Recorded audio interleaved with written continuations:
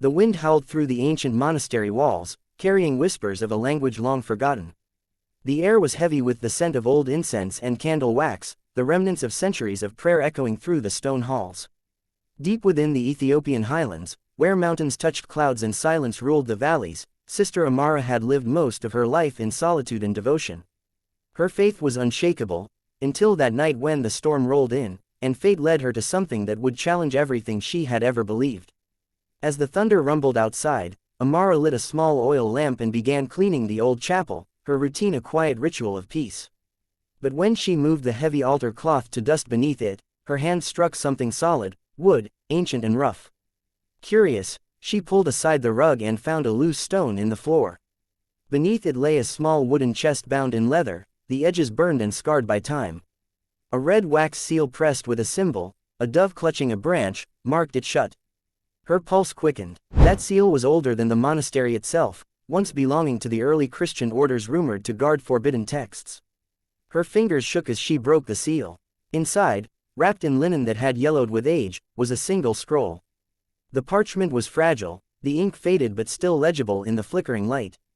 The words at the top shimmered faintly as if touched by gold dust, the Gospel according to Mary. Amara's heart pounded in her chest. Could this be the missing gospel whispered of in secret circles, the testimony of Mary of Magdala, the woman who had walked beside Jesus and seen him risen with her own eyes? Not the mother, not the sinner, but the disciple whose truth had been buried by centuries of fear and power. She spent the following nights bent over the scroll, translating its ancient Ge'ez script. Each word seemed to breathe, alive, defiant, radiant with meaning. It spoke not of obedience or sin, but of understanding, compassion, and divine balance between man and woman, heaven and earth.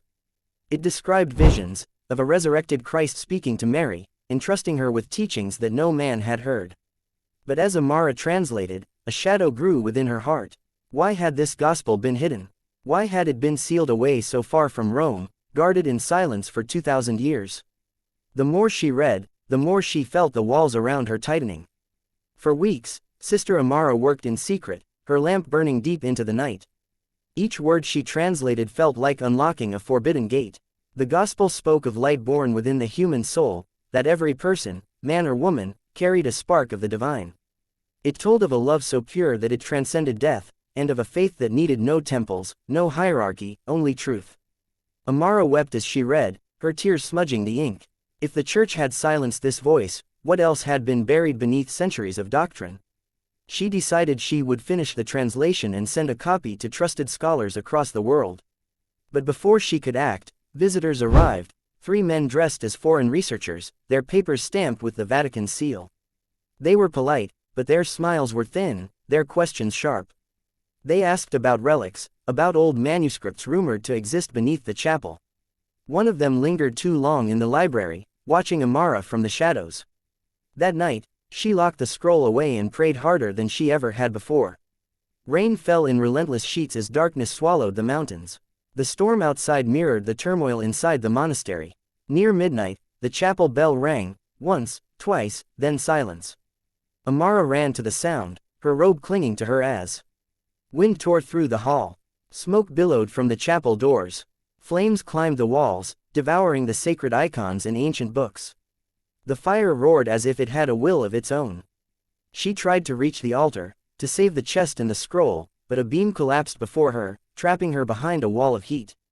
Through the fire's glare, she saw one of the visitors standing outside, watching. His face was calm, cold, a man who had done what he came to do. The last thing Amara heard before the roof gave way was the crack of burning wood and the whisper of her own name carried by the wind. Days later, only ashes remained. The officials declared it an accident, a lightning strike, and the monastery mourned. Yet far across the desert, in the ruins of an abandoned church, a young pilgrim searching for shelter found something glimmering between the stones, a torn fragment of parchment, half burned but still readable.